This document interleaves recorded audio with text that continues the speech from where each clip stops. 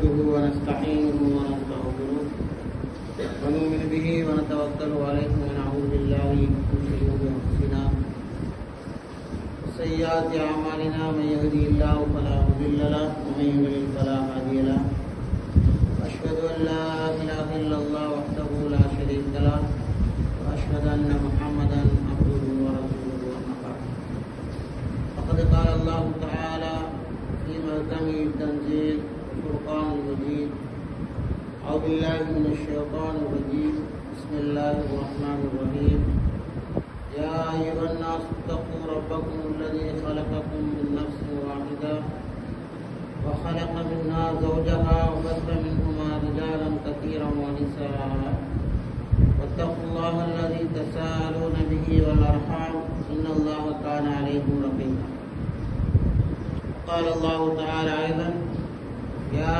أيها الذين آمنوا اتقوا الله وقولوا قولا سديدا يصلح لكم أعمالكم ويغفر لكم ذنوبكم ومن يطع الله ورسوله فقد فاز فوزا عظيما قال الله تعالى أيضا يا أيها الذين آمنوا اتقوا الله حق تقاته ولا تموتن إلا وأنتم مسلمون فإن أصدق الحديث كتاب الله وخير الهدي هدي محمد صلى الله عليه وسلم وشر الأمور محدثاتها فإن كل محدثة بدعة وكل بدعة ضلالة وكل ضلالة في النار. அளவற்ற அருளாளனும் நிகரில்லா அன்புடையவனுமாகிய ஏக வல்லவன் அல்லாஹ்வுடைய பெயரை கொண்டு இன்றைய ஃபத்வா பிரசங்கத்தை ஆரம்பம் செய்கிறேன். அனைத்து புகழும் புகழ்ச்சியும் அவனுக்கே சொந்தமானது. அல்லாஹ்வுடைய ஸலவாத்தும் சலாமும் அவனுடைய ரஹ்மத்தும் மஃபிரத்தும் எங்களுடைய வழிகாட்டியும் மறுமை நாளையிலே எங்களுக்காக வேண்டி யாரெல்லாம் நபிகள் நாயகம் ஸல்லல்லாஹு அலைஹி வஸல்லம் அவருடைய வாழ்க்கை வழிமுறைகளை பின்பற்றி வாழ்ந்து கொண்டிருந்தார்களோ அவர்களுக்காக நபிகள் நாயகம் ஸல்லல்லாஹு அலைஹி வஸல்லம் அவர்கள் எங்களுக்காக ஷஃபாஅத்துக்கு இருக்கின்றார்கள். அந்த நபியுல்லாஹி ஸல்லல்லாஹு அலைஹி வஸல்லம் அவர்கள் மீதும் அந்தவர்களை பின்பற்றி வாழ்ந்த உத்தம சஹாபாக்கள், நல்லடியார்கள், தாபியங்கள், தபு தாபியங்கள் அனைவர் மீதும் என்றென்றும் அல்லாஹ்வுடைய ஸலவாத்தும் சலாமும் உண்டாவதாக என்று பிரார்த்தித்தவனாக, அன்புக்குரிய இஸ்லாமிய சகோதரர்களே, அல்லாஹ் நடிகார்களே, எங்களுடைய வாழ்க்கையிலே எந்த சந்தர்ப்பத்திலும் சந்தோஷத்திலும் துன்பத்திலும் இன்பத்திலும் கவலையிலும் கடிமையிலும் பிரயாணத்திலும் ஒரு திருமண வீட்டிலும் அல்லது ஒரு ஜனாசா வீட்டிலும் எந்த சந்தர்ப்பத்திலும் எங்களை படைத்து பரிபாலித்துக் கொண்டிருக்கக்கூடிய ரப்புல் ஆலமீன், எங்களுக்கு உணவளிக்கக்கூடியவன், எங்களுக்கு ஆடை அளிக்கக்கூடியவன், எங்களுக்கு அவனுடைய எண்ணிலடங்காத நியமத்துக்களை வழங்கி இருக்கக்கூடியவன், அந்த ரப்பை அங்கி பயந்து நடந்து கொள்ளுமாறு முதலில் எனக்கும் அடுத்ததாக நாங்கள் அனைவருக்கும் வசியத்து செய்கின்றேன். அன்புக்குரிய சகோதரர்களே, எல்லாரும் நடிகார்களே, இன்றைய ஃபத்வா பிரசங்கத்திலே தொழுகை நேரம் குறிக்கப்பட்டது என்ற அந்த சிறிய தலைப்பின் கீழ் சில விடயங்களை உங்களோடு பகிர்ந்து கொள்ளலாம், பேசலாம் என்று நினைக்கிறேன். அன்புக்குரிய சகோதரர்களே, தாய்மார்களே, சகோதரிகளே, எங்களுக்கு தெரியும் அல்லாஹ் தஆலா நபிகள் நாயகம் ஸல்லல்லாஹு அலைஹி வஸல்லம் அவர்களுக்கு இந்த உலகத்திலே வைத்து எல்லா கடமைகளையும் எல்லா வணக்க வழிபாடுகளையும் ஜிப்ரீல் அலைஹிஸ்ஸலாத்து வஸ்ஸலாம் அவர்கள் மூலமாக அறிவித்துக் கொடுத்து எங்களுக்கு கடமையாக்கினார். ஆனால் தொழுகையை பொறுத்த மட்டிலே அல்லாஹ் தஆலா நபிகள் நாயகம் ஸல்லல்லாஹு அலைஹி வஸல்லம் அவர்களை விசேஷமாக வானத்தின்பால் அழைத்து அங்கே 50 வக்து தொழுகைகளை எங்களுக்கு கடமையாக்கி அதற்கு பிறகு அது கொஞ்சம் கொஞ்சமாக குறைக்கப்பட்டு 5 வக்தாக அல்லாஹு தஆலா வானத்திலே வைத்து இந்த தொழுகையை எங்களுக்கு கடமையாக்குகிறார். இந்த 5 வக்து தொழுகையை நாங்கள் தொழும்போது 50 வக்துக்கள் தொழுத அந்த நன்மை அல்லாஹு தஆலா தருகிறார். எனவே அன்புக்குரிய சகோதரர்கள், அல்லாஹ்வின் அடியார்களே, எல்லா விஷயங்களும் பொதுவாக ஒரு இடத்துல நடந்து கொண்டிருக்கும் போது, வளமையாக நடந்து கொண்டிருக்கும் போது, வளமைக்கு மாற்றமாக விசேஷமாக அல்லாஹ் தஆலா வானத்துக்கு அழைத்து இந்த தொழுகையை எங்களுக்கு கடமையாக்கி இருக்கிறார் என்று சொன்னால், இந்த தொழுகை எங்களுக்கு எவ்வளவு முக்கியத்துவம் வாய்ந்தது என்பதை நாங்கள் விளங்கிக் கொள்ள வேண்டும். இந்த தொழுகை எங்களுடைய வாழ்க்கையில் எந்த ஒரு இடத்தில் இருக்கிறது என்பதை நாங்கள் விளங்கிக் கொள்ள வேண்டும். அன்புக்குரிய சகோதரர்களாக நடிகார்களே, இந்த தொழுகையை பொறுத்த மட்டும் யாருக்கும் எந்த ஒரு சலுகையும் கிடையாது. அது நோயாளியாக இருந்தாலும் சரி, சுகதேகியாக இருந்தாலும் சரி, தனிமையில் இருந்தாலும் சரி, கூட்டாக இருந்தாலும் சரி, எலும்பெடுக்க இயலாத நிலையாக இருந்தாலும் சரி, பிரயாணத்தில் இருந்தாலும் சரி, வறுமை ஒருவரை வாட்டுகிறது, அந்த வறுமையான ஒரு நிலையில் இருந்தாலும் சரி, அல்லாஹ் தஆலா நிறைய செல்வங்களை நியமத்துக்களை கொடுத்திருக்கிறார். பல கோடிகளுக்கு சொந்தக்காரராக இருக்கிறார், லட்சங்களுக்கு சொந்தக்காரராக இருக்கிறார். இந்த உலகத்திலே ஒரு தர்பாரான வாழ்க்கை வாழ்ந்து கொண்டிருக்கிறார். இவ்வாறு எந்த நிலையிலும் விட முடியாத ஒரு இபாதத் தான் இந்த தொழுகை. அதே நேரத்திலே பிரயாணமாக இருந்தாலும் கூட, பிரயாணத்திலும் நீங்கள் இவ்வாறு சொல்ல வேண்டும்.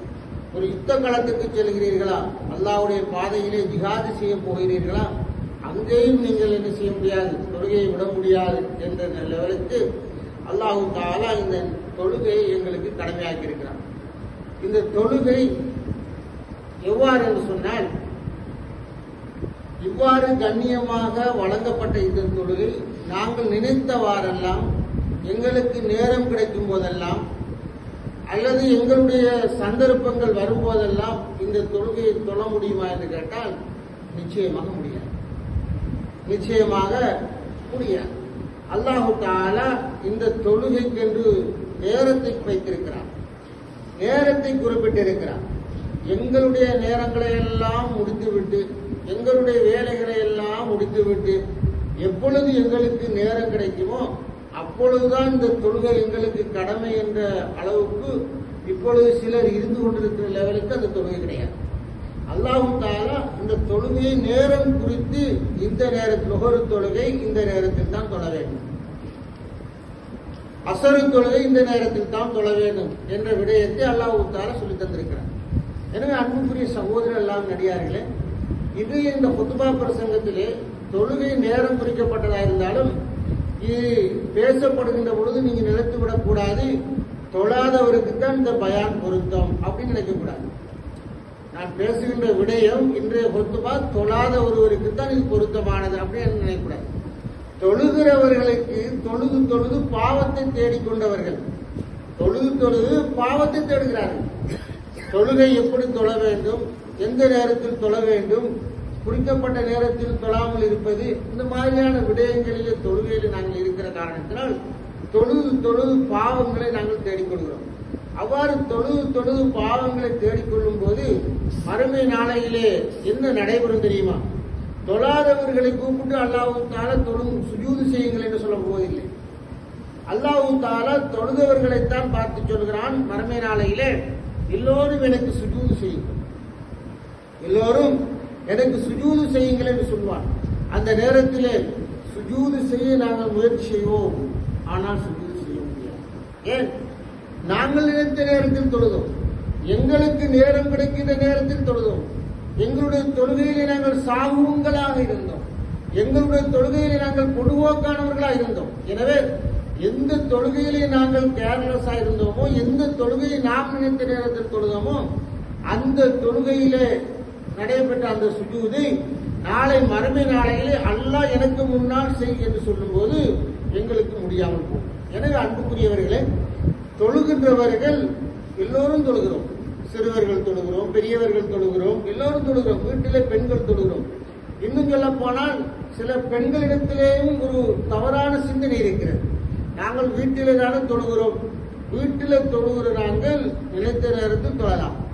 எங்களுடைய வேலைகளை எல்லாம் முடித்து விட்டு ஆறுதலாக தொழலாம்.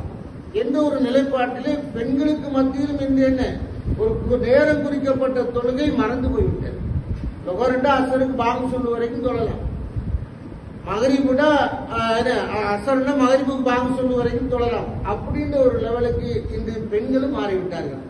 எனவே வீட்டிலே தொழுகின்ற பெண்களாக இருந்தாலும் சரி, சிறுவர்களாக இருந்தாலும் சரி, இளைஞர்களாக இருந்தாலும் சரி, யாராக இருந்தாலும் தொழுகை என்பது நேரம் குறிக்கப்பட்ட விடயம் என்பதை நாங்கள் விளங்கிக் கொள்ள வேண்டும்.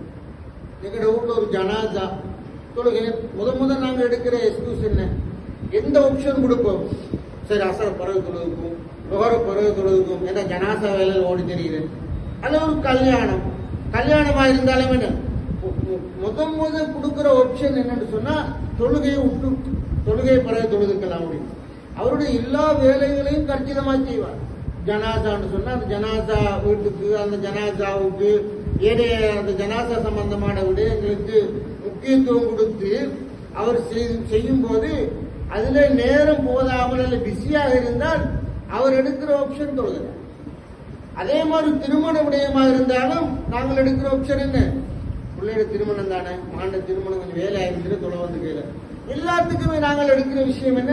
தொழுகையை தான் உங்களுக்கு ஆப்ஷன் எடுக்கிறோம். எனவே அல்லாஹ் தஆலா சொல்றான், இன்ன ஸலாத்த கானத் அலல் முஃமினீன கிதாப மௌகூதா. தொழுகைங்கிறது நேரம் குறிக்கப்பட்டது. கல்யாணங்கிறது நேரம் குறிக்கப்பட்டது கிடையாது. கல்யாணங்கிறது நேரம் குறிக்கப்பட்டது கிடையாது. ஜனாசாங்கிறது அல்லாஹ் தஆலா ரூஹை கைப்பற்றிய பிறகு நாங்க எடுக்கிற டைம்ல நாங்க என்ன செய்வோம்? கடத்தம் செய்வோம். அதை எங்களோட டைமும் மாற்றிக்கொள்ளும். ஆனால் தொழுகையை பொறுத்த வரைக்கும் மாற்ற முடியுமா? இந்த நேரத்தில் தான் அல்லாஹ் தொழ வேண்டும் என்று சொல்லுகிறார். எனவே அந்த நேரத்தில் தான் நாங்கள் தொழணுமே தவிர நாங்கள் நினைத்த நேரத்தில் தொழ முடியாது என்பதைத்தான் அல்லாஹ் தஆலா இந்த திருமறை வசனத்தில் சொல்கிறார். எனவே அன்புக்குரியவர்கள், நாங்கள் எல்லாரும் தொழுகிறார்கள் தான், எல்லோருமே தொழுகின்றவர்கள் தான். 5 நேரமும் ஜமாத்தோடு தொழுகின்றவர்கள் எத்தனை பேர்? நாங்கள் ஒரு தொழிலுக்கு சென்றாலும் சரி, கடைக்கு சென்றாலும் சரி, ஒரு பயணமானாலும் சரி, எங்களுக்கு தொழக்கூடிய அந்த நேரம் பெரும்பாலும் இல்லாமல் இல்லை. ஆனாலும் நாங்கள் என்ன செய்கிறோம்? அந்த ஜமாத்து தொழுகையிலே மிக பொதுவாக இருக்கிறோம். ரொம்ப நிதானமாக தெளிவாக இருக்கிறோம். நாங்கள் ஜமாத்து தொழுகையிலே தொழுகை கொஞ்சம் லேட்டாகி தொழுவோம் அப்படிங்கிற விஷயத்துல அதிகமானவங்க என்ன செய்யணும்? ரொம்ப தெளிவாக இருக்கிறோம். உதாரணத்துக்கு நாங்க எல்லோருமே இரவு வெள்ளிக்கிழமை இரவு எல்லோரும் வீட்டில் இருந்திருப்போம். எத்தனை பேர் நாங்கள் சுபூ தொழுதிருப்போம்? ஜமாத்து தொழுதிருப்போம். சுபூ தொழாமல் இல்லை, தொழுதிருப்போம். பள்ளிக்கு வந்து ஜமாத்தோடு எத்தனை பேர் தொழுதோம்? அதை யோசிக்க வேண்டும். எனவே அன்புக்குரிய சகோதரர்களால் நடிகார்களே, இப்னு மஸ்ஊத் ரலியல்லாஹு தஆலா அவர்கள் சொல்கிறார்கள், நபிகள் நாயகம் ஸல்லல்லாஹு அலைஹி வஸல்லம் இடத்தில் கேட்கிறார்கள், யா ரசூலல்லாஹ், ஐயுல் அமல் அஹப் இலல்லாஹ், அல்லாஹ்வுக்கு மிகவும் முஹப்பத்தான அமல் என்ன? நிறைய அமல்கள் இருக்கு, ஆமாம் சொல்ல நிறைய அமல்கள். அப்ப அல்லாஹ்வுக்கு மிகவும் விருப்பமான முஹப்பத்தான அஹப்பான அமல் என்னன்னு கேட்கிறான். அப்ப ரசூலுல்லாஹி ஸல்லல்லாஹு அலைஹி வஸல்லம் சொல்கிறார்கள், அஸ்ஸலாத்து அலா வக்திஹா. தொழுகை என்று சொல்லவில்லை, தொழுகையை குறிப்பிட்ட நேரத்தில் தொழுவது அல்லாஹ்வுக்கு மிகவும் சிறந்தது என்று சொல்கிறார்கள். தொழுகை சிறந்தது என்று சொல்லி இருந்தால் இப்ப நாங்க போற லெவல் ஓகே. ஆனா நபிகள் நாயகம் ஸல்லல்லாஹு அலைஹி வஸல்லம் அவர்கள் சொல்கிறார்கள், அஸ்ஸலாத்து அலா வக்திஹா. அந்த குறிப்பிட்ட நேரத்தில் அல்லாஹ் எந்த நேரத்தில் எந்த தொழுகையை தொழ வேண்டும் என்று குறிப்பிட்டிருக்கிறானோ அந்த நேரத்தில் ஒரு அடியான் தொழுவதுதான் அல்லாஹ்வுக்கு மிகவும் முஹப்பத்தானது, அவனுக்கு மிகவும் நேசமானது, விருப்பமானது என்று நபிகள் நாயகம் ஸல்லல்லாஹு அலைஹி வஸல்லம் சொல்கிறார்கள். எனவே அல்லாஹ்வுக்கு விருப்பமான ஒரு தொழுகையை தொழாமல் நாங்க எங்களுக்கு விரும்புகிற அந்த நேரத்தில் தொழும் போது அந்த தொழுகை நாங்கள் நிறைய ஹதீஸ்களை கேட்டிருக்கிறோம். சிலருடைய தொழுகை என்ன தூக்கி வீசப்படும், சிலருடைய தொழுகை அல்லாஹ் தஆலா என்ன கணக்கெடுக்க மாட்டான். இப்படி எல்லாம் நிறைய ஹதீஸ்களை நாங்கள் பயான்களிலே கேட்டிருக்கிறோம். இந்த மாதிரி எங்களுடைய தொழுகை நாங்களாக எங்களுடைய ஸ்டைலுக்கு தொழுது போனா அல்லாஹ் டோன்ட் கேர் பண்ணிடுவான். நீ உண்ட இஷ்டத்துக்கு தொழுகிறா, நான் விட்டுட்டேன். அப்ப நாங்க எப்படியாவது எங்களுடைய முயற்சியை நான் ஜமாத்தோடு தொழணும் என்று எண்ணங்களை முயற்சிகளை செய்தால் அந்த முயற்சிக்கு அல்லாஹ் தஆலா உதவி செய்வான். ஜமாத்தோடு தொழுகின்ற குறிப்பிட்ட நேரத்தில் தொழுகின்ற அந்த தொழுகையுடைய முயற்சியில நாங்களே ஒரு பொதுவாக்காக இருக்கும் போது அல்லாஹ் என்ன செய்வான்? அடியானை நான் இவ்வளவு அருள்பாலித்த அந்த அடியானை செய்றான் தனக்கு நினைத்தவாறு தான் நினைத்தவாறு தொழுகின்ற நிலையை அவனுக்கு உருவாக்கி கொண்டானே தவிர எனக்கு எந்த ஒரு பிரச்சனையும் கிடையாது. அதே லெவலில் அல்லாஹ் எங்களை விட்டுருவான். எப்பொழுது நாங்கள் ஒரு விவாதத்தை அந்த குறித்த நேரத்தில் தொழுவ இருக்கோ அல்லது செய்வ இருக்கோ எப்பொழுது நாங்கள் முயற்சிக்கிறோமோ அல்லாஹ் அந்த விஷயத்தில் எங்களோடு கரிசனையாக இருப்பான். எனவே அன்புக்குரியவர்களே, ரசூலுல்லாஹி ஸல்லல்லாஹு அலைஹி வஸல்லம் சொல்கிறார்கள், தொழுகை மார்க்கத்தினுடைய ஒரு முக்கியமான தூண். ஐமான், அந்த தூண் இல்லைன்னா அந்த பில்டிங் உடைஞ்சிடும். அந்த மார்க்கம் அதாவது சிதைவடைந்து விடும். உதாரணமா ஒரு மனிதனுக்கு தலை இருப்பது போல, தலையை எடுத்தால் முண்டம் என்று சொல்லுவோம், எந்த ஒரு பிரயோசனம் கிடையாது, அர்த்தமற்ற ஒரு மனிதன். எனவே அந்த மாதிரியான ஒரு விஷயம், இந்த தலைக்கு நாங்கள் எவ்வளவு முக்கியத்துவம் கொடுக்கும். ஒரு தலைவலி வந்தால் அல்லது கண் வலி வந்தால், ஏதாவது தலைக்கு ஏதாவது ஒரு வலியோ அல்லது வேறு வருத்தங்களோ வந்தால் என்ன பாடுபடுகிறோம். கைக்கு காலுக்கு வயிற்றுக்கு வந்தா சரி எனக்கா போட்டு செஞ்சுக்கணும்னு சொல்லுவோம். ஆனா தலைக்கு வரும்போது துடியாய் துடிக்கிறோம், பயப்படுகிறோம். காரணம், தலைவோனா முடிச்சு. அந்த மாதிரி இந்த மார்க்கத்தினுடைய தீனுடைய இமாது என்ன, இந்த ஒரு மிக முக்கியமான ஒரு தூண். இது அங்க சிதைக்கப்படுமானால், இது அதுல ஒரு ஸ்ட்ராங் இல்லாமல் போகுமானால் நோம்புல இருக்காது, ஹஜ்ஜில இருக்காது, தர்மத்தில் இருக்காது, எதுலையுமே நாங்கள் ஸ்ட்ராங்கா இருக்க மாட்டோம். எனவே இந்த மார்க்கத்தினுடைய முக்கியமான ஒரு விஷயமும் தொழுகைதான் என்பதை நாங்கள் விளங்கிக் கொள்ள வேண்டும். அதே நேரத்தில் ரசூலுல்லாஹி ஸல்லல்லாஹு அலைஹி வஸல்லம் சொல்கிறார்கள், தொழுகையை பொறுத்த வரைக்கும் இந்த நேரத்தில் தொழுகிற தொழுகை இருக்கிறதே அது என்னுடைய கண்ணுக்கு குளிர்ச்சியாக இருக்கும் என்று சொல்கிறார்கள். இந்த தொழுகை எனது கண்ணுக்கு குளிர்ச்சியை தருகிறது என்று சொல்கிறார்கள். அப்ப அவர்களுக்கு கண்ணுக்கு குளிர்ச்சி இருக்கும் போதுதான், இருக்கிற காரணத்தினால்தான் தொழுகை அவ்வளவு ரசித்தார்கள், அவ்வளவு காதலித்தார்கள். ஆனால் எங்களுக்கு என்ன, தொழுகைதான் மிக ஒரு கஷ்டமான ஒரு நேரம். தொழுகைக்கு வருகின்ற அந்த ஒரு 5 நிமிடங்கள் எங்களுக்கு பெரிய ஒரு சுமையான ஒரு நேரம். வீட்டில் வந்திருக்கக்கூடிய அந்த விசிட்டர்ஸை விட்டுட்டு வாரது, வீட்டுக்கு அப்போதான் அதாவது 8 மணி 9 மணிக்கு கடையை கூட்டிட்டு வந்து கடையை மூடிட்டு வந்து குளிச்சுட்டு ஆறு அமர இன்ஷா அல்லாஹ் இப்போ தொலைப்பறன்னு உட்காருது. அப்ப எங்களோட வேலையெல்லாம் முடிக்கிறோம், கணக்கு வழக்கம் முடிக்கிறோம், கடையை மூடுறோம், வீட்டுக்கு வந்து வேலைகளை செய்யறோம், எல்லாத்தையும் செஞ்சு முடிச்சுட்டு அதுக்கு பிறகு இஷாவுக்கு விட்டு தூங்குவோம் இன்ஷா அல்லாஹ் அப்படின்னு தூங்குறோம். இது யாருடைய டைம் சாய்ஸ்? அல்லாஹ் இப்படி ஒரு சாய்ஸ் எங்களுக்கு தந்திருக்கிறானா? ஆனால் இதை நாங்கள் சாதாரணமா செய்யறோம், ஒரு நேரம் கவலைப்பட்டது கிடையாது. அட இஷாவை ஜமாத்தோடு தொழுதால் இரவினுடைய அரைவாசியை தொழுத நன்மை அல்லாஹ் தருகிறான். சுபுஹ தொழுதால் அந்த இரவு முழுவதும் நின்று தொழுத நன்மை. ஆனா நாங்க என்ன செய்யறோம், எங்களுடைய ஸ்டைல நாங்க போயிட்டு இருக்கிறோம். அப்ப இந்த விஷயம் என்னன்னா, இதுல ஒரு விஷயம் என்ன இருக்கு சொல்லுவாங்க. நாங்க இதுவரைக்கும் தொழுது 50 வருஷம் 40 வருஷம் 30 வருஷமா தொழுத தொழுகையில எங்களுக்கு கண்ணுக்கு குளிர்ச்சியே வரையில, உள்ளத்துக்கும் குளிர்ச்சி வரையில, கண்ணுக்கும் குளிர்ச்சி வரையில, நிம்மதி இல்லை. தொழுகையால நாங்கள் நிம்மதியை காணவில்லை, தொழுகையால கண்ணுக்கு ஒரு குளிர்ச்சியை காணவில்லை. அதனால்தான் எங்களோட வேலையெல்லாம் முற்படுத்திட்டு தொழுகையை நாங்கள் பிற்படுத்துகிறோம்.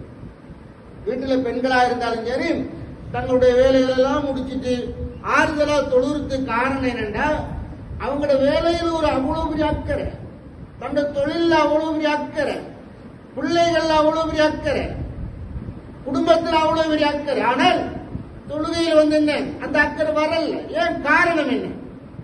எங்களுடைய தொழுகையில் ஒரு உயிரோட்டம் இல்லை, எங்களுடைய தொழுகை ஒரு கண்ணுக்கு குளிர்ச்சியை தரவில்லை, மனதுக்கு ஆறுதலை தரவில்லை. ஏதோ எல்லாரும் தொழுகிறாங்க, நானும் தொழாம இருந்தேன் என்ன சொல்லி நினைத்துக் கொள்வாங்க. அப்படி இது யாருக்காக வேண்டி தொழுகிறது, ஊருக்காக தொழுகிறது, அல்லது ஒரு பொறுப்புக்காக வேண்டி தொழுவாரது, இப்படி நிறைய தொழுகைகள் மாதிரி மாதிரியாக எங்களிடத்தில் குவிந்து கிடக்கிறது. ஆனால் எனக்கு கண்ணுக்கு குளிர்ச்சியான தொழுகை இதுதான் என்பதை யாரும் பார்க்கிறது, யாருக்கும் தெரியாது. எனவே அன்புக்குரிய சகோதரர் எல்லாமே அடியார்களே, நபிகள் நாயகம் ஸல்லல்லாஹு அலைஹி வஸல்லம் அவர்களுக்கு கண்ணுக்கு குளிர்ச்சி செஞ்சு முடிச்சுட்டு அதுக்கு பிறகு இஷாவுக்கு தூங்குவோம் இன்ஷா அல்லாஹ் அப்படின்னு தூங்குறோம். இது யாருடைய டைம் சாய்ஸ்? அல்லாஹ் இப்படி ஒரு சாய்ஸ் எங்களுக்கு தந்திருக்கிறானா? ஆனால் இதை நாங்கள் சாதாரணமா செய்யறோம், ஒரு நேரம் கவலைப்பட்டது கிடையாது. அட இஷாவை ஜமாத்தோடு தொழுதால் இரவினுடைய அரைவாசியை தொழுத நன்மை அல்லாஹ் தருகிறான். சுபுஹ தொழுதால் அந்த இரவு முழுவதும் நின்று தொழுத நன்மை. ஆனா நாங்க என்ன செய்யறோம், எங்களுடைய ஸ்டைல நாங்க போயிட்டு இருக்கிறோம். அப்ப இந்த விஷயம் என்னன்னா, இதுல ஒரு விஷயம் என்ன இருக்கு சொல்லுவாங்க. நாங்க இதுவரைக்கும் தொழுது 50 வருஷம் 40 வருஷம் 30 வருஷமா தொழுகையில எங்களுக்கு கண்ணுக்கு குளிர்ச்சியே வரையில, உள்ளத்துக்கும் குளிர்ச்சி வரையில, கண்ணுக்கும் குளிர்ச்சி வரையில, நிம்மதி இல்லை. தொழுகையால நாங்க நிம்மதியை காணவில்லை, தொழுகையால கண்ணுக்கு ஒரு குளிர்ச்சியை காணவில்லை. அதனால்தான் எங்கட வேலையெல்லாம் முற்படுத்திட்டு தொழுகையை நாங்கள் பிற்படுத்துகிறோம்.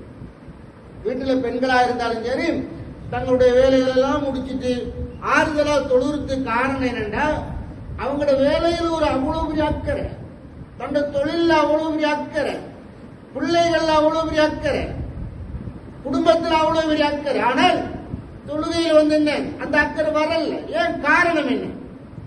எங்களுடைய தொழுகையில் ஒரு உயிரோட்டம் இல்லை, எங்களுடைய தொழுகை ஒரு கண்ணுக்கு குளிர்ச்சியை தரவில்லை, மனதுக்கு ஆறுதலை தரவில்லை.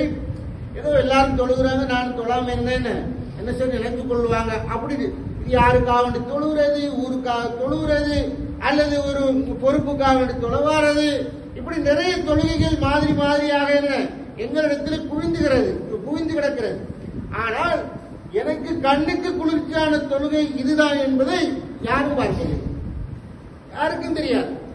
எனவே அன்புக்குரிய சகோதரர் எல்லாமே அடியார்களே, நபிகள் நாயகம் ஸல்லல்லாஹு அலைஹி வஸல்லம் அவர்களுக்கு கண்ணுக்கு குளிர்ச்சியா இருந்த தொழுகை, சஹாபாக்களுக்கு கண்ணுக்கு குளிர்ச்சியா இருந்த தொழுகை, அந்த சஹாபா பெண்களுக்கு கண்ணுக்கு குளிர்ச்சியா இருந்த தொழுகை எங்களுடைய பெண்களுக்கு வந்திருக்கிறதா?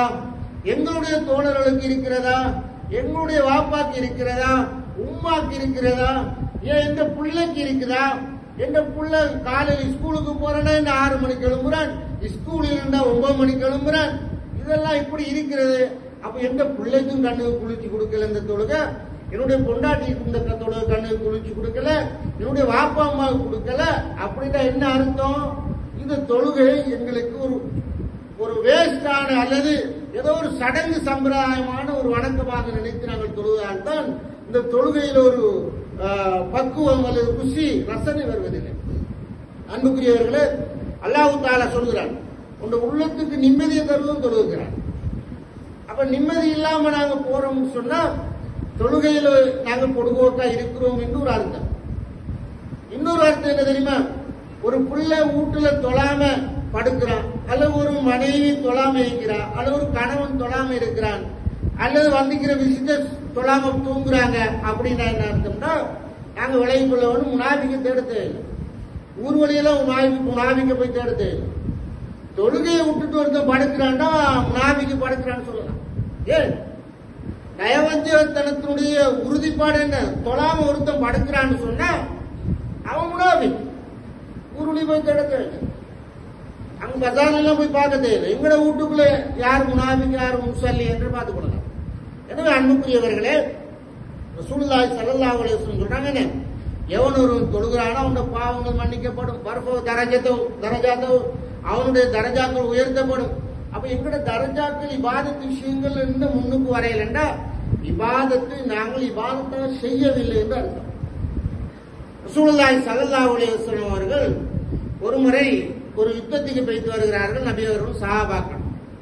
அந்த யுத்தத்தில் என்னன்னா, யுத்த ரூல்ஸ் என்னன்னா, காலையில சூரியன் உதயமாகும் போது யுத்தம் ஆரம்பிக்கணும், மறையும் போது யுத்தம் என்ன செஞ்சிடணும், முடிஞ்சிடணும்.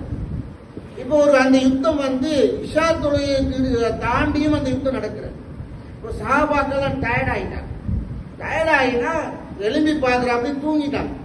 தூங்கி எழும்பி பார்க்கிறாங்க, சூரியன் உதயம் ஆகிவிட்டது. ரசூலுல்லாஹி ஸல்லல்லாஹு அலைஹி வஸல்லம் அவர்கள் சஹாபாக்களை எல்லாம் அவசர அவசரமா எழுப்புகிறார். எல்லோரும் எழும்புங்க, உங்களுடைய வாகனத்தில் ஏறுங்க, குதிரையில ஏறுங்கள், கழுதையில ஏறுங்கள், எல்லோரும் தங்களுடைய வாகனங்களில் ஏறுங்கள், நாங்கள் வேறொரு இடத்துக்கு செல்வோம் என்று. சஹாபாக்கள் கேட்கிற, யாரும் சொல்லல, என்ன நடந்தது இந்த இடத்துக்கு? இந்த இடத்துல ஹதரத்து ஷைத்தான் இருக்கிறான், ஷைத்தான் எங்களை தூங்க வைத்து விட்டான், நாங்கள் வேறொரு இடத்துக்கு சென்று நாங்கள் என்ன செய்வோம், தொழுவோம் என்று நபிகள் நாயகம் ஸல்லல்லாஹு அலைஹி வஸல்லம் சஹாபாக்கள் அழைத்து செல்கிறார்கள். அப்ப எங்களோட வீட்டுல ஒரு வக்தை விட்டு போட்டு மிக முக்கியமான தொழுகையை விட்டு போட்டு ஒரு தூங்குறான்னு சொன்னால் ஷைத்தான் தூங்கிக் கொண்டிருக்கிறார். ஷைத்தான வீட்டுக்குள்ள வைத்துக் கொண்டு நாங்கள் ஒரு இஸ்லாமிய குடும்ப வாழ்க்கை வாழ முடியுமா? பகிரங்கமா விளங்குது, என்னுடைய புள்ள ஷைத்தானா இருக்கலாம், அல்லது என்னுடைய மனைவி ஷைத்தானா இருக்கலாம், அல்லது என்னுடைய வாப்பா இருக்கலாம், நானா இருக்கலாம். அப்ப இதை உணரணும். நாங்கள் ஒரு ஷைத்தானை படுக்க வைத்திருக்கிறோம், ஒரு முனாபிக்கை படுக்க வைத்திருக்கிறோம், தூங்குறான் தொலைப்பு, அவன் வீட்டுல தூங்க சொல்லுங்களேன், வீட்டுல சும்மா உட்கார்ந்து கொண்டிருக்கிறோமே, வாங்க சொல்லப்பட்டிருக்கு, ஜமாத்துக்கு அழைக்கப்பட்டிருக்கு, அந்த வீட்டுல மனைவி மக்கள் பெண்கள் இருக்கிறாங்க, அவங்களுக்கு பாங்கு சத்தம் கேட்கு நேரம் குறிக்கப்பட்டிருக்கிறது, யாருமே அந்த தொழுகைக்கு வரையிலன்னு சொன்னால் என்ன அர்த்தம்? எங்களுக்கு இந்த தொழுகையில ஒரு ரசனை இல்லைன்னு அர்த்தம். உமர் ரலியல்லாஹு தஆலா அவர்களுக்கு தெரியும், உமர் ரலியல்லாஹு தஆலா அவர்கள் சுபஹ் தொழுகிற நேரத்திலே குத்தி கொலை குத்தப்படுகிறார்கள். குத்தப்பட்டு அந்த இமாமத்தை விட்டு அவர்கள் வருகிறார்கள், அவரை சஹாபாக்கள் தூக்கி செல்கிறார்கள். இன்னொருவர் வந்து இமாமத் செய்து முடித்து விட்டு சுபஹ் தொழுகை முடித்து விட்டு உமர் ரலியல்லாஹு தஆலா அவர்களை பார்க்க போறாங்க. அமீருல் மோமினின் ஜனாதிபதி பார்க்க போற நேரத்தில் உமர் ரலியல்லாஹு தஆலா மயக்கமுட்டு காலையில கண் விழித்து பார்க்கிறார்கள். அந்த நேரத்தில் அப்துல்லாஹ் இப்னு அப்பாஸ் ரலியல்லாஹு தஆலா ஜனாதிபதி கொலை செய்யப்படுற அளவுக்கு கடுமையாக குத்தப்பட்டு தாக்கப்பட்டு மயக்கம் போய் அவர் அப்பதான் மயக்கம் தெளிகிறார். அப்துல்லாஹ் இப்னு அப்பாஸ் ரலியல்லாஹு தஆலா சொல்லுகிறார்கள், அமீருல் மோமினின் அவர்களே, நீங்கள் இன்னும் சுபஹ் தொழுகையில் சொல்லலாம், இன்னும் சுபஹ் தொழுகையிலேயே அப்படிங்கிறாங்க. உதாரணமா எங்களோட வீட்டுல ஒருத்தருக்கு ஹார்ட் அட்டாக் வந்துச்சு, மாரிபு டைம் போல இஷா டைம் போல ஏதோ வருத்தம் வந்துட்டு திடீர்னு வந்துட்டு கொண்டு போறோம். யாராவது நாங்க கேட்டு பண்ணீங்கன்னா இஷா தொலைல மாரிபு தொலைல என்னண்டா அந்த வருத்தமும் அந்த உயிரும் அந்த ஆளு எங்களுக்கு தேவை. அந்த அளவுக்கு அவங்க மேல இருக்கிற அந்த முஹப்பத் அளவுக்கு அந்த ஒரு பாசம் அளவுக்கு எங்களோட தொழுகையில எங்களுக்கு வருது. அதனாலதான் நாங்க என்ன செய்யறோம், இந்த உலகத்துக்கே நாங்க எங்களுடைய இன்பத்தை காட்டுகிறோம். அப்ப அவர் கேட்கிறாரு, அப்துல்லாஹ் இப்னு மஸ்ஊத் இப்னு அப்பாஸ் ரலியல்லாஹு தஆலா அமீருல் மோமினின் அவர்களே, நீங்க இன்னும் சுபஹ் தொழல அப்படிங்கிறாங்க. அவர் திரும்ப கேட்கிறார், மக்கள் தொழுவிட்டாங்களான்னு கேட்கிறார். அப்ப தொழுகையில எவ்வளவு ஒரு இன்பத்தை கண்டிருக்கிறார் என்பதை பாருங்க. அது மாத்திரமல்ல, ரசூலுல்லாஹி ஸல்லல்லாஹு அலைஹி வஸல்லம் அவர்கள் அஸ்ர் தொழுகையுடைய முக்கியத்துவத்தை சொல்றாங்க.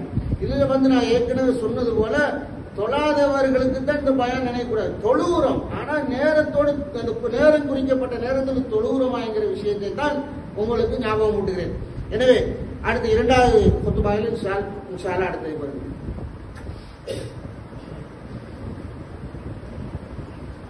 அல்ஹம்துலில்லாஹ் வஸ்ஸலாத்து வஸ்ஸலாமு அலா ரசூலில்லாஹ் முஹம்மதின் அப்துல்லாஹ் மஹமத்.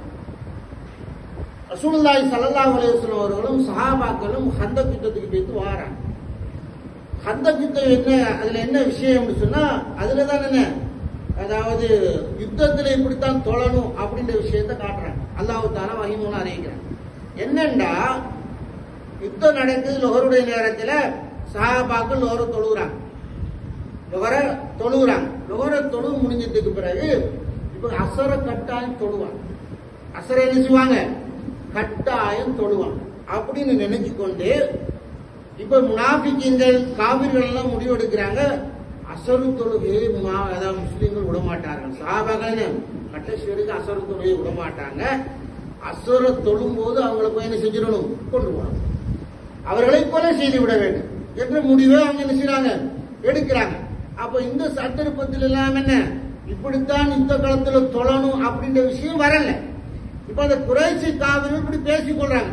அப்ப காவிர்களை பாருங்களேன், முனாஃபிக்க பாருங்க, அசரு தொழுகைங்கிற வந்து முஸ்லிம்களுக்கு எவ்வளவு இம்பார்ட்டன்டான ஒரு தொழுகைங்கிறத யார் விளங்கி வைத்திருக்கிறார்கள், காவிர்களும் முனாஃபிக்களும் விளங்கி வச்சு சொல்றாங்க.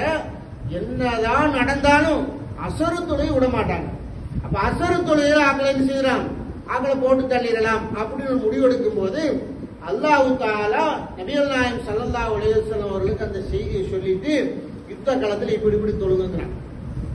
அது மாத்திரமல்ல, அந்த யுத்தத்துல அசரு தொழுகையை விட்டு கொஞ்சம் என்ன தூரமாக்கிறதுக்காக, அதாவது அந்த குறிப்பிட்ட நேரத்தில் தொழாம அந்த யுத்தத்தை அவர்கள் நீடித்ததற்காக உமர் ரலியல்லாஹு தஆலா அவர்கள் சொல்கிறார்கள், யார சொல்லலாம், நான் அசரு தொழுகையிலே அப்படின்னு, யுத்தம் முடிஞ்சதுக்கு பிறகு சொல்ற அசரு தொழுகையில அப்படின்னு. அதுக்கு பிறகு ரசூலுல்லாஹி ஸல்லல்லாஹு அலைஹி வஸல்லம் சொல்றாங்க, வல்லாஹி மா ஸல்லைத்து உமர், உமரை நான் இன்னும் தொழல அசரு அப்படின்னு சொல்றாங்க. உமர் ரலியல்லாஹு தஆலா சொல்றாங்க, ரசூலுல்லாஹ் நானும் அசரு தொழுகைன்னு சொல்லி போட்டு சொல்றாங்க, மலா அல்லாஹ் உயூத்தஹும் குபூரஹும் நாரா, உமரே யாரெல்லாம் இந்த அசரு தொழுகையை தொழ விடாமல் தடுத்தார்களோ, யாரெல்லாம் இந்த அசரு தொழுகையை தொழவில்லையோ அல்லாஹ் தஆலா அவர்களுடைய வீட்டையும் அவருடைய மௌத்துக்கு பின்னால கபூர்ல இருப்பாங்க அந்த கபரையும் நெருப்பால் நிரப்புவானாக என்று பேசுகிறார். எப்படி அசரு தொழுகையை யாரெல்லாம் பிற்படுத்துகிறார்களோ அல்ல யாராவது எங்களை பிற்படுத்த வைக்கிறார்களோ அவர்களுடைய நிலை என்ன தெரியுமா? அல்லாஹ் தஆலா அவர்கள் வாழுகின்ற நேரத்தில் அவர்கள் வீட்டையும் வாழ்ந்து மரணித்ததற்கு பிறகு கபருடைய வாழ்க்கையிலும் நெருப்பால் நிரப்புவானாக என்று நபிகள் நாயகம் ஸல்லல்லாஹு அலைஹி வஸல்லம் அவர்கள் பிரார்த்தித்தார்கள். நாங்கள் எத்தனை பேர் அசர்ல கேரளா செய்கிறோம்? அசர் தொழுகையில் வீட்டில் ஆண்களும் தான் பெண்களும் தான் பிள்ளைகளும் தான். இப்ப இன்னைக்கு ஜும்மா முடிஞ்சதுக்கு பிறகு அசருக்கு பாங்கு கேட்கும் போது எத்தனை பேர் தூங்கிட்டு இருப்போம், எத்தனை பேர் வீட்டுல சும்மா உட்கார்ந்து இருப்போம், சரியான சூடு வெயில் வெளியே வர இயலாது அப்படின்னு இருப்போம்.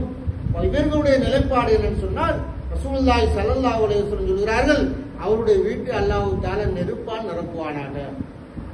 எவ்வளவு பெரிய ஒரு வார்த்தை! எனவே இதெல்லாம் எங்களுக்கு விளங்குவதில்லை. விளங்காத காரணத்தினால் நாங்கள் அசரு தொழுகையை ஏதோ ஒரு மாதிரியாக இருக்கிறோம். எனவே அன்புக்குரியவர்களே, தொழுகையை பொறுத்த வரைக்கும் இவ்வாறு நிறைய நேரம் குறிக்கப்பட்ட தொழுகை என்பதை நாங்கள் விளங்கிக் கொள்வோம். இந்த தொழுகை சம்பந்தம் நிறைய விஷயங்களை சொல்லலாம். இருந்தாலும் உங்களுக்கு போதுமான அளவுக்கு இன்றைய இந்த குத்பாவிலே என்னால் முடிந்த அளவு உங்களுக்கு சொல்லி இருக்கிறேன் நினைக்கின்றேன்.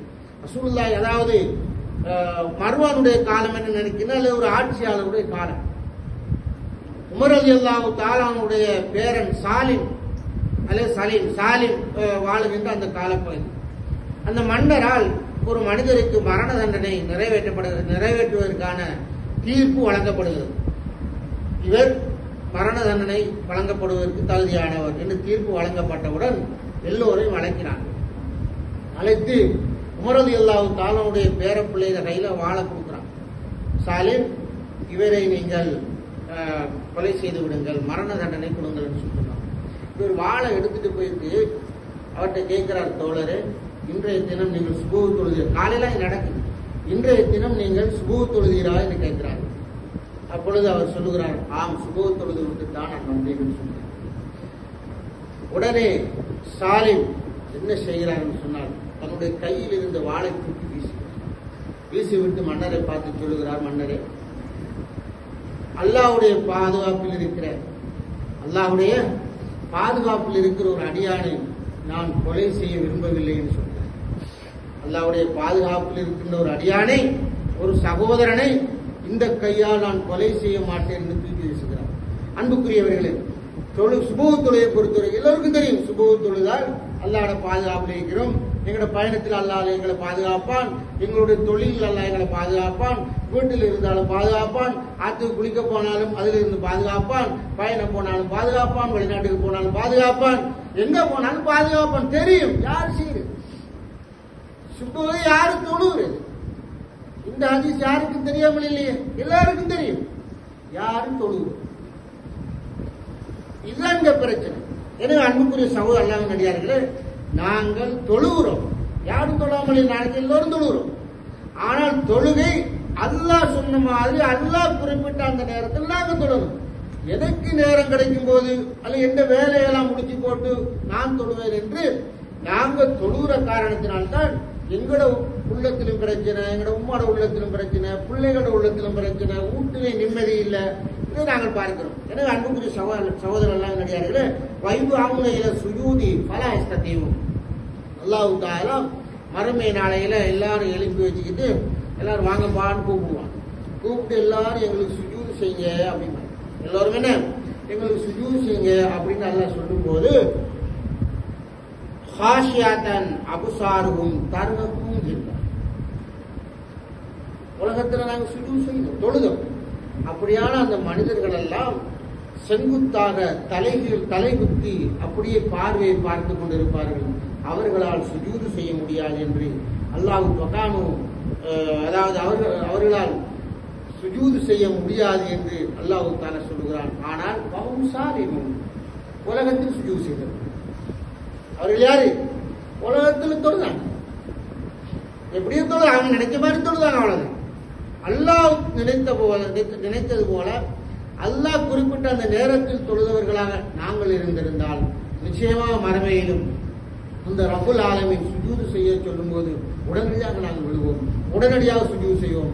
எல்லாம் வல்ல அல்லாஹ் தஆலா எங்களுடைய நேரங்களில் நாங்கள் நினைத்தவாறு தொழாமல் அல்லாஹ்வும் ரசூலும் எந்த நேரத்தை குறிப்பிட்டு இந்த நேரத்தில் தொழுங்கள் என்று சொன்னார்களோ அந்த நேரத்தில் தொழக்கூடிய அந்த பாக்கியத்தையும் அந்த குறிப்பிட்ட நேரத்தில் தொழுகின்றவர்களுக்கு அல்லாஹ் தஆலா வைத்திருக்கக்கூடிய மேலான அஜீர், மேலான வெகுமதி, அவனுடைய கண்ணியத்தையும் நானும் நீங்களும், என்னுடைய குடும்பமும் உங்களுடைய குடும்பமும், என்னுடைய பிள்ளைகளும் உங்களுடைய பிள்ளைகளும், எங்களுடைய உற்றத்தாரும் உங்களுடைய உற்றத்தாரும் எல்லோரும் நாளை மறுமை நாளையிலே அல்லாஹ் குறிப்பிட்டு சொன்ன அந்த தொழுகை குறிப்பிட்ட நேரத்தில் தொழுது அந்த மேலான பாக்கியத்தை பெற்றுக் கொள்வதற்கு எல்லாம் வல்ல அல்லாஹ் தஆலா நம் அனைவருக்கும் தௌஃபீக் செய்து தருவானாக.